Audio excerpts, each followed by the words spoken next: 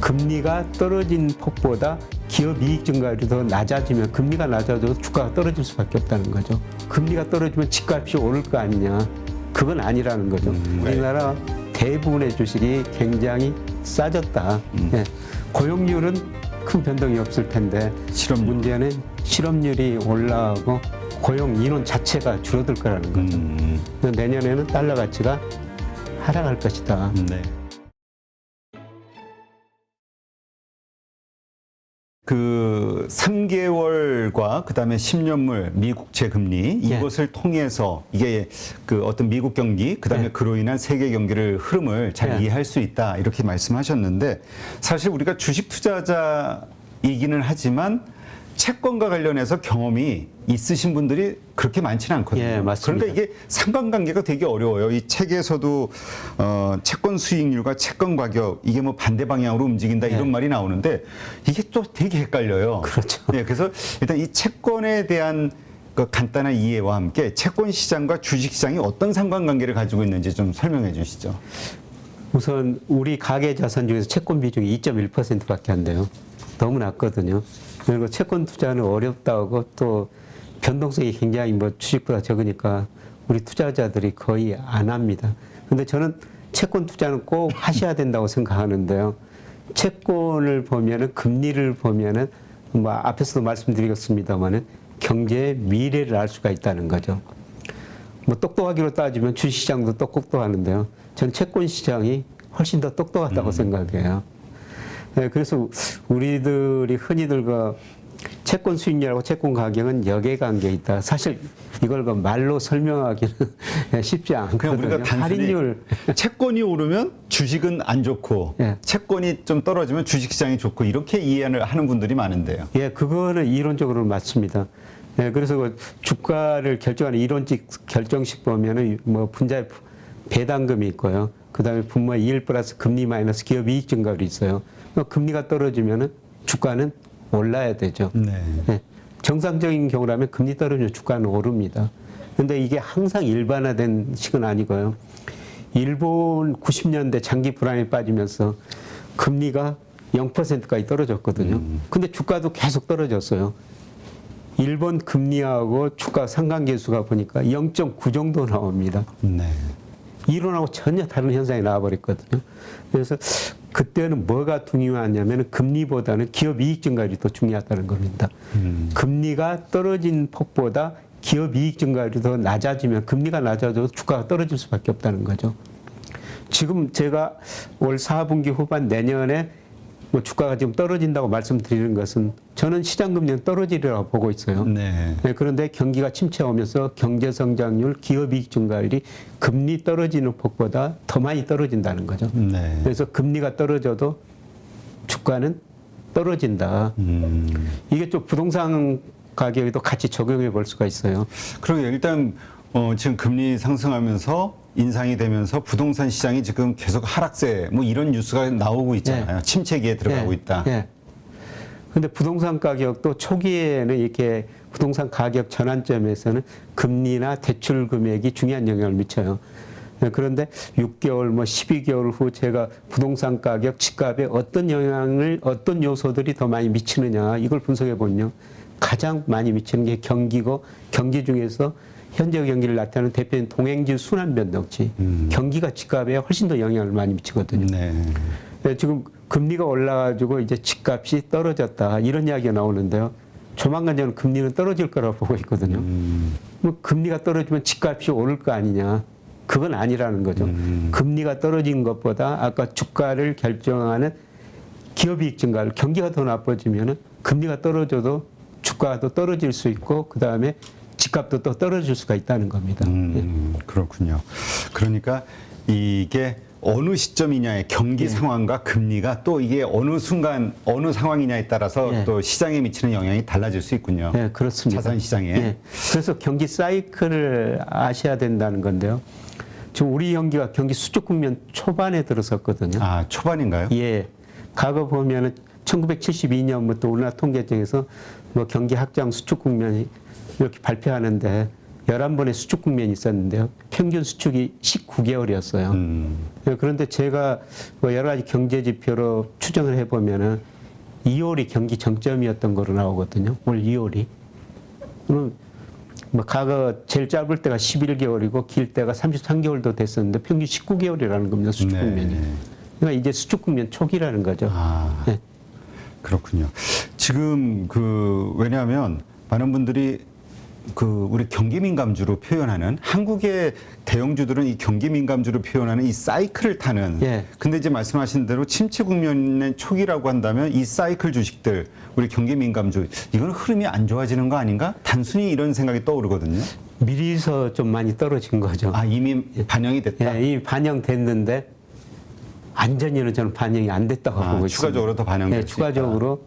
네, 그래서 제가 계속 앞서 말씀드리고 있으면 올 연말 내년 초에는 그 경기를 한 번 더 반영할 것이다. 네, 그때가 주식을 이제 싸게 살 기회가 아닌가 이렇게 생각합니다. 그렇다면 요즘 우리 반도체주에 대해서 이미 많은 지표, 안 좋은 지표들이 나오고 있잖아요. 예, 예. 그래서 뭐 삼성전자, 하이닉스에 대한 주가도 많이 떨어졌고, 흐름이 안 좋은데, 그러면은 이것도 사실 사이클이잖아요. 그렇죠. 사이클 산업. 예. 그럼 아직도 추가적으로 더 빠질 수 있다 이렇게 보시나요? 예. 뭐 적정 주가, 뭐 애널리스트들이 적정 주가 추정한 거 보면 많이 싸졌죠. 예, 많이 싸졌죠. 네, 많이 싸졌는데 제가 생각하기에는 아직도 조금 더 하락 여지는 남아 있다. 아, 네, 물론 멀리 내다 보면은 계속 사야 할 때죠. 뭐 저도 삼성전자 6만 3천에 사가지고 지금 손해 보고 있습니다. 저는 뭐 여기서 내년 상반기까지 계속 살 계획입니다. 아, 계속 사무실. 예, 예. 그렇다면 추가적으로 더 빠질 수는 있으나 그 과정 턴을 바닥을 찍고 다시 올라갈 것이다. 예. 뭐 정확히 바닥 시점을 우리가 알 모르죠. 수는 없으니까요. 물론 가장 좋은 방법은 바닥을 치고 무릎만큼 올라왔을 때 사는 게 이제 가장 좋은 방법인데요. 예, 제가 지금 6만 3천원에 산 거는 떨어지는 무릎일 수도 있죠. 지금 발바닥으로 가고 있는데. 우리 떨어지는 칼날을 잡고 있는. 예. 근데 제가 산 거는 그냥 무릎만큼 왔으니까 무릎에서 발까지는 그렇게 뭐 깊이가 깊지 않거든요. 그게 왜냐면 교수님처럼 어떤 확신, 어떤 그런 경기에 대한 지식과 신뢰를 하시는 분들은 그래요.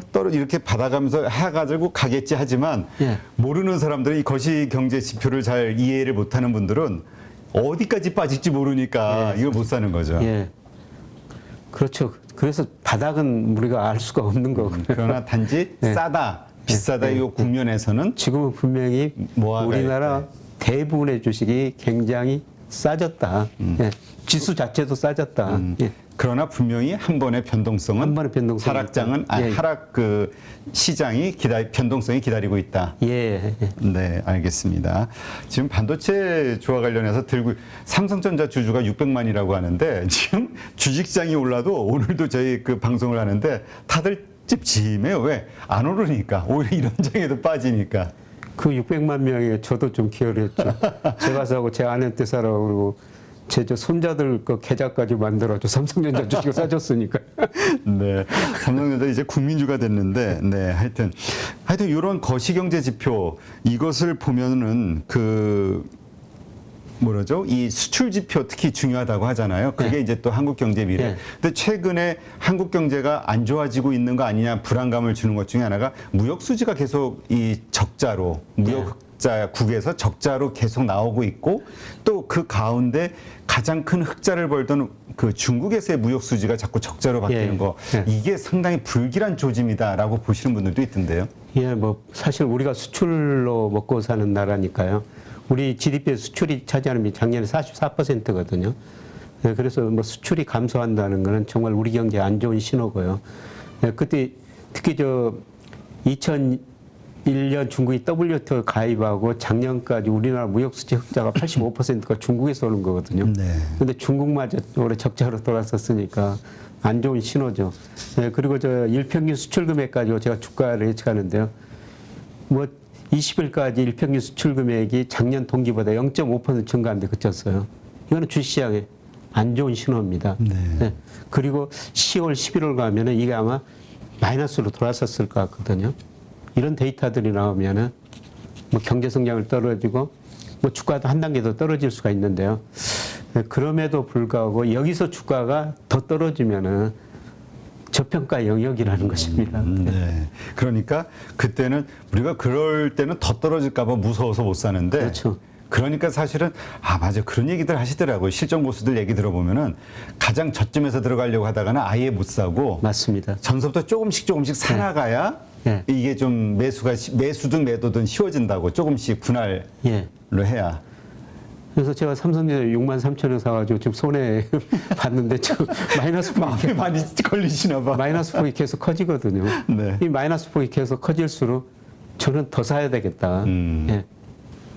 그러니까 저평가라고 예, 생각하시니까 그렇습니다. 이게 지금 아까도 말씀하셨지만 지금 이 빈부의 격차 이거는 이제 개인 간에도 그렇고 기업들 간에도 우리 플랫폼 기업에 대한 자꾸 그 반독점 규제가 일어나는 게 이쪽이 너무 잘 보니까 예. 그로 인해서 못 보는 기업들이 자꾸 이게 불균형이 생기니까 이제 중국도 그렇고 미국도 그렇고 한국도 이제 네이버 카카오에 대해서 그런 규제들을 이제 예. 이야기하는데 어떻습니까? 지금 이러한 것들이 앞으로의 경제 수축 국면에서 어떤 영향을 미치게 될까요?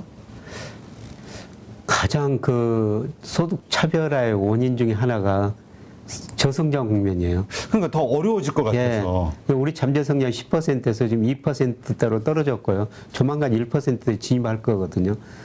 근데 고성장 때는 기업들이 같이 성장하면서 다 같이 클 수가 있는데요. 경제 성장이 낮아지니까 상대적으로 경제에 커지는 규모가 적어지니까 경쟁력 있는 거는 더 많이 가져가고 경쟁력 없는 거는 차별화될 수밖에 없거든요. 네. 시장에서 퇴출될 수밖에 없어요. 그래서 사실 우리나라 지금 기업 중 36%가 이자 보상 비율이 1 미만이고요. 중소기업은 42%예요. 그러니까 1년간? 그러니까 못 본다는 얘기군요. 영업이익 내 가지고 이자도 못 갚는다는 거예요. 36%가 지금 버티고 있는 거예요. 아마 내년 가면은 경기가 어려워졌고 지금 금리는 올랐기 때문에 많은 기업들이 어쩔 수 없이 구조조정할 상황이라는 거죠. 네. 근데 여기서 이제 살아남는 기업은 더 잘 되고 차별화는 더 심화될 수밖에 없다는 것입니다. 그렇군요. 지금 그렇다면 아까도 말씀하셨지만 미국에서의 우리가 고용률, 실업률에 대해서 집중을 해야 된다. 그것이 이제 변곡점 가장 예. 그 어떤 좀 더 심한 어떤 변곡점, 그다음에 좋아지는 어떤 그 변곡점을 보여주는 건데 우리가 그 지표를 어떻게 이해를 해야 될까요? 어떤 지표가 나왔을 때 어떻게 그걸 해석을 해야 될까요? 이제 가장 빨리 볼 수 있는 게 미국 거 주간 실업수당 청구 건수라고 있거든요. 주간마다 네, 발표. 주간마다 발표하니까 이게 최근에 증가하다가 또 몇 주는 정체 조금 감소했어요. 네, 그런데 저는 앞으로 그게 증가할 거라고 보고 있거든요. 네, 그리고 7월 고향은 뭐 그대로 8월 고향은 넘어갈 것 같은데 9월, 10월 가면서 고용이 감소할 거라고 보고 있어요. 저는 미국 데이터를 보면서 정말 미국이라는 나라는 탄력적이구나 이런 생각이 전부 자주 들거든요. 여기서 2020년 3, 4월 달에요. 미국 비농업 부문의 일자리가 2,200만 개 두 달 사이에 줄어들어 버리더라고요. 네. 이거 10년 동안 늘었던 일자리가 단 두 달 만에 없어져 버린 겁니다. 네, 그리고 그해 5월부터 지난 7월까지 보니까 2,200만 개 일자리, 잃어버린 일자리 다 찾았어요. 네, 그런데 저는 앞으로 미국 경제가 좀 나빠지는 조짐만 보인다면은 미국 기업들이 또 고용을 그렇게 빨리 줄여버릴 거라는 거죠. 해고가 자유로우니까. 그렇죠. 그리고 고용 줄어들면은 당연히 소비가 줄어들 수밖에 그렇죠. 없죠. 그래서 저는 올 4분기, 내년 상반기 미국 경제가 그동안 올 상반기 소비가 증가했는데 그런 이유로 고용이 줄어들면서 소비가 감소하면서 미국 경제가 상당한 침체에 빠질 것이다. 예. 지금 현재 미국에서는 완전 고용률 뭐 이런 얘기 하잖아요. 예. 그게 몇 프로인지, 그 다음에 그게 어느 정도 나빠질 때, 뭔가 연준이 행동을 취할 수밖에 없구나라고 생각할 수 있을까요? 지금 미국 실업률이 3.5%거든요. 흔히들 자연 실업률이라고 그러는데 자연 실업률은 뭐 추정하기에 따라 다른데 한 3.5에서 4% 정도 그 사이예요. 네. 그러면 지금 미국은 안정 고용이라는 것이죠. 그러네요. 예. 그런데 그러면서도 또 한 번 생각해 봐야 할 게 미국의 고용률이 62%거든요. 네. 그러니까 15세 이상 인구 중에서 62%만 일한다는 겁니다. 아, 그런데 그게 글로벌 금융위기 전 2007년, 2008년 한 68% 정도 됐거든요. 미국 사람들이 일을 많이 했는데 은퇴, 뭐 돈을 벌어서 은퇴를 했나요? 왜 그러죠? 뭐 정부가 돈을 많이 줬기도 하고요. 그 다음에 일부 사람들이 코로나를 겪으면서 사람들이 많이 죽었지 않습니까? 아, 예. 그러면서 그냥 직장에 나와가지고 열심히 돈 벌어가지고 예.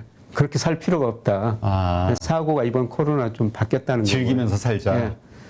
예, 그리고 최근에 가면 미국 그 파이낸셜 타임즈 같은 데 보면 지금 미국 같은데 유럽 같은데 하역 노동자들이 없어요. 아, 우리 쉽게 몸을 쓰는 예. 노동자들. 그래서 제 가까운 지인이 이번에 유럽을 갔다 왔는데 비행기를 갈아탔는데 짐을 이렇게 온 곳에 실어줘야 되지 않습니까? 예. 그 노동자들이 없어가지고 몇 시간이나 대기를 했대요. 아, 근데 파이낸셜 타임즈에서 왜 사람들이 그런 일을 안 하느냐. 우선 힘들기도 하지만 앞으로 그 일을 모두가 기계를 해줘 볼 거라는 거죠. 기계가. 하긴, 그러니까 비전이 없는 거군요. 그렇죠. 거기 들어와서 일하다가도 뭐 얼마 후에 잘릴 거라는 거죠. 예, 그리고 보다 사실 전 세계적인 문제는 다 힘든 일을 싫어하거든요. 그렇죠. 네, 제가 지난주에 울산 강의하러 한번 갔었거든요. 네. 근데 조선업종 지금 굉장히 좋다는 겁니다. 그렇죠. 요새 그런 얘기 많이 하죠. 예, 굉장히 비싼 수주를 받고 원자재 가격 뭐 낮아져가지고 이익을 많이 내고 수주도 많이 나니까 사람을 뽑아야 되는데 없대요. 일할 사람이. 그러니까 그 얘기가는 조선은 좋은데 영업은 잘 되는데 일할 사람이 예. 없어서 예. 외국인 노동자를 수입을 해와야 된다. 뭐 이런 얘기를 많이 하던데. 그렇죠. 외국인 노동자 수입할 수밖에 없고요. 뭐 외국인 노동자도 뭐 그렇게 힘든 일은 요새는 좀 안 하려고 그런다는 겁니다. 네, 그래서 거기 가서 들었는데 야, 그건 노동 문제가 좀 일할 사람 문제가 심각하구나. 그러면 그럴수록 결국 기계 로봇이 더 많은 일을 해줄 수밖에 없구나. 로봇주를 로봇 산업은 더 발전할 수밖에 네, 없고. 그래서 가면서 또 울산에 있는 공장 몇 군데 방문해 봤어요. 사실 공장에 가보니까 사람 보기 드뭅니다. 거의 다 로봇 기계가 일하더라고요. 사람들은 뭐 연구 개발하는데 컴퓨터 통제하는데. 네, 그래서 뭐 어떤 미국 경제학자가 칼럼을 하나 썼는데 앞으로 그 제조업 공장에서는 사람 한 사람, 개 한 마리만 있으면 될 것이다. 사람이 왜 필요하냐? 개 밥 주기 위해서 필요하고요. 개는 자기 밥 주는 중에 졸다가 기계에 다치지 않을까. 아, 뭐 이런 상황 보니까요. 앞으로 야 그런 일들을 모두 기계 로봇이 해줄 수밖에 없겠구나 이런 생각이 들었었습니다. 네, 그렇군요. 그게 이제 우리가 앞으로 이게 이제 트렌드, 그러니까 예. 성장 산업이라고 봐야 되는 거겠죠. 예. 그 앞으로 크게 우리 사회가 바뀌어지는. 그렇죠. 그래서 빌 게이츠가 로봇세를 도입하자고 그러지 않습니까? 앞으로 로봇이 열심히 일해가지고 우리한테 돈도 밥도 주는 시대가 도래할 것이다. 그러니까 로봇을 쓰는 만큼 그냥 그것을 사용해서 뭔가 가치를 창출해내는 기업은 로봇을 사용할 때마다 돈을 내서 그게 결국 우리 인간에게로 와야 된다. 예, 로봇이 이제 부가치를 창출하니까 거기다 세금을 먹여가지고 그 세금 걷어가지고 그거를 예, 그냥 모든 사람한테 나눠주자 이런 이야기거든요. 지금 그러면 그 연준이 이제 경기 침체가 심각해. 이제 이런 어떤 판단 지표로 삼는 게 이제 보통 실업률이잖아요. 고용률. 예. 그러니까 고용률이 현재는 3.5에서 4% 정도 완전 고용률 상황인데 이게 만약 어느 정도로 됐을 때 안 좋은 지표가 나왔을 때 야, 우리 뭔가 뭐 대책, 경기 부양책을 해야 돼라는 생각이 들까요? 4%가 넘을 때로 보고 있고요. 예, 그리고 고용이 한 석 달 연속 감소했을 때. 예. 그러니까 4%라는 건 실업률? 예, 실업률 4%. 실업률 4%, 고용률이 아니라 예, 고용률은 62%고요. 62%. 고용률은 많이 안 떨어질 거예요. 지금 미국 사람들이 저축률이 많이 낮아지고 있거든요. 네. 과거 장기적으로 저축률이 한 7% 평균이 넘었어요. 근데 지난 7월 통계 보니까 저축률이 5%로 많이 낮아지고 있더라고요. 그동안 번 돈을 다 써버리고 있다는 거죠. 네. 있을 돈이 없으면 미국 사람들이 일하러 나가가지고요. 고용률은 큰 변동이 없을 텐데 실업률. 문제는 실업률이 올라가고 그 다음에 고용 인원 자체가 줄어들 거라는 거죠. 그래서 제가 뭐 예측하기로는 9월, 11월 이 무렵에 고용이 감소하게 나오거든요. 네. 3개월 연속 고용이 감소하면은 연준도 연준의 통화정책 목표가 고용 극대화, 물가 안정이거든요. 네. 그 고용에 문제가 발생하면은 생각도 바꿔질 수가 있죠. 네.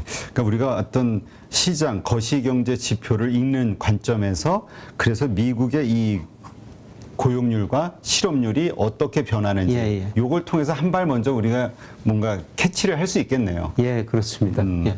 알겠습니다. 지금 아까 말씀하셨지만 한국은 저평가 구간이라고.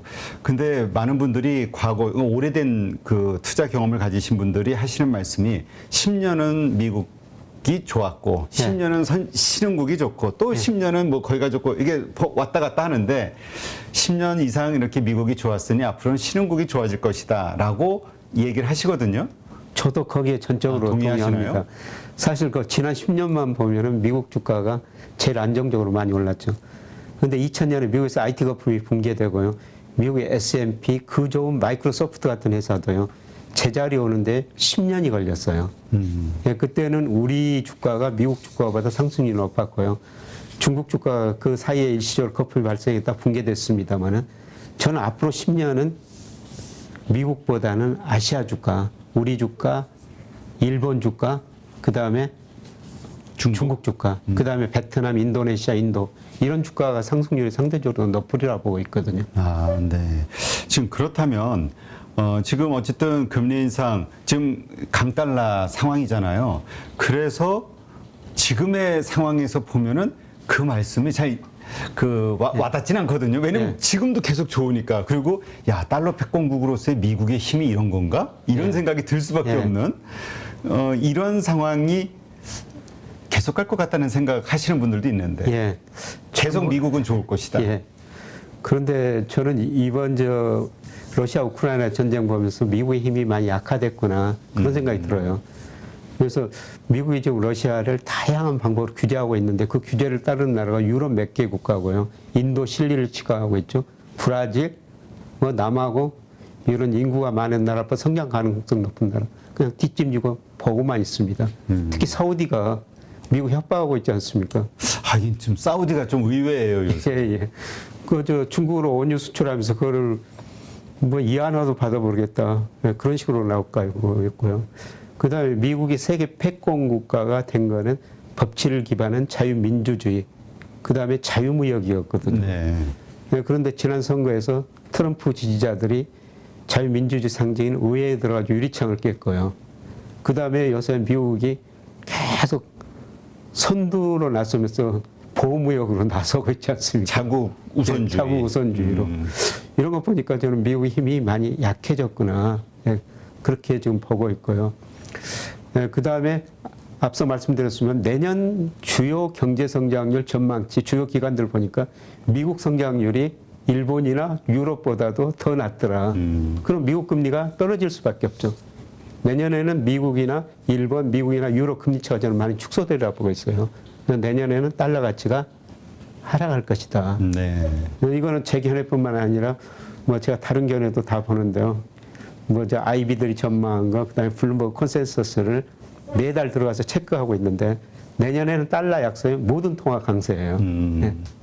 올해하고 정 반대 현상이 일어나죠. 그렇죠. 지금은 사실 그 달러만 강달러고 유로부터 시작해가지고 모두가 다 예. 약하죠, 환율이. 예, 그렇습니다. 근데 내년에는 다 반대인데요. 특히 그 블룸버그 컨센서스 같은 데 보니까 엔화가 상대적으로 제일 강세로 전망되어 있더라고요. 요즘 되게 싼데. 예. 약한데. 그만큼 그러니까 국제결제은행에서 각국의 실질 실환율, 뭐 적정 수준 평가하는데요. 달러 가치는 지난 7월 기준 30% 가대평가됐어요.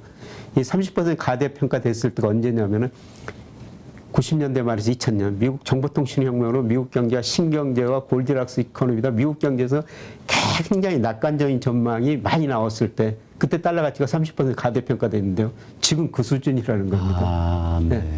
엔화 가치는 대신 41% 가소평가됐어요. 그렇군요. 예.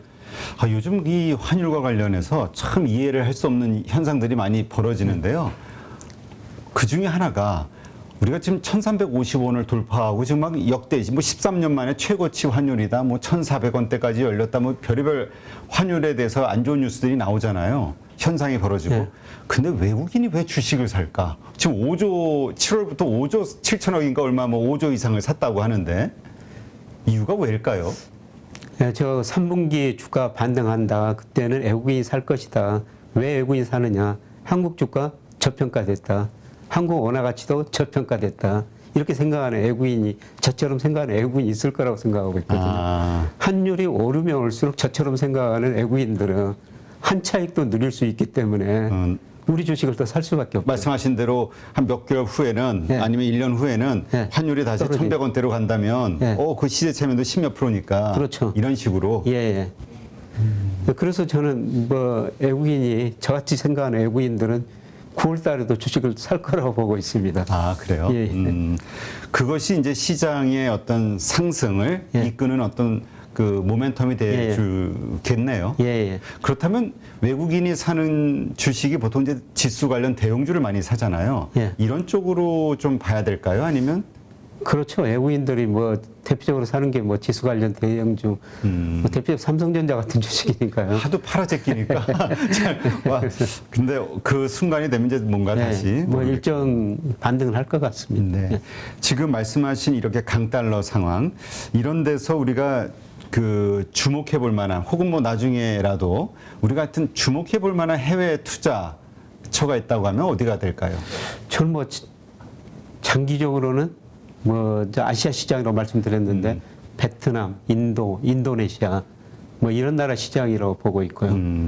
그 다음에 엔화 가치도 상당히 저평가돼 있기 때문에 일본도 한번 투자해 볼 만한 시장이라고 지금 보고 있습니다. 네, 그렇군요.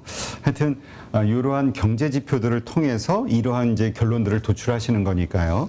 네, 그래서 저도 요즘 같이 이렇게 이 글로벌 경제 그 흐름이 우리 주식시장에 미치는 영향력이 자꾸 걸수록 커져가고 우리 심리를 자꾸 건드리니까 야, 이제 좀 거시경제에 대해서 공부를 좀 집중적으로 해봐야 될 땐가? 이런 생각이 들긴 하더라고요. 네, 파월 연준장이 이번에 그 잭슨홀 미팅에서 연설하는데 거기 저 생방송 하는데 거기 시청하는 사람이 우리나라 사람들이 굉장히 많았다는 거니까 아, 그래요? 그만큼 우리가 지금 공부를 많이 하고 있는 겁니다. 우리가 또 한번 하면은 확 쏠리는 예. 현상이 있어가지고. 네, 알겠습니다. 네, 3년 후 부의 흐름이 보이는 경제지표 정독법. 네, 거시경제 지표가 어떤 것들이 있고 그걸 우리가 어떻게 해석하고 어떻게 이 우리 주식시장, 금융시장에 또 산업에 영향을 미치는지 한번 참고해 볼 수 있을 것 같습니다. 네. 출간 축하드리고요. 네, 다음 시간에 또 뵙도록 하겠습니다. 예, 오늘 예. 좋은 인사이트 고맙습니다. 네, 고맙습니다. 누구나 1시간 안에 200개 종목에서 좋은 종목을 고를 수 있는 그런 능력을 배양할 수 있도록 제가 도와드리려고 그렇게 하고 있습니다.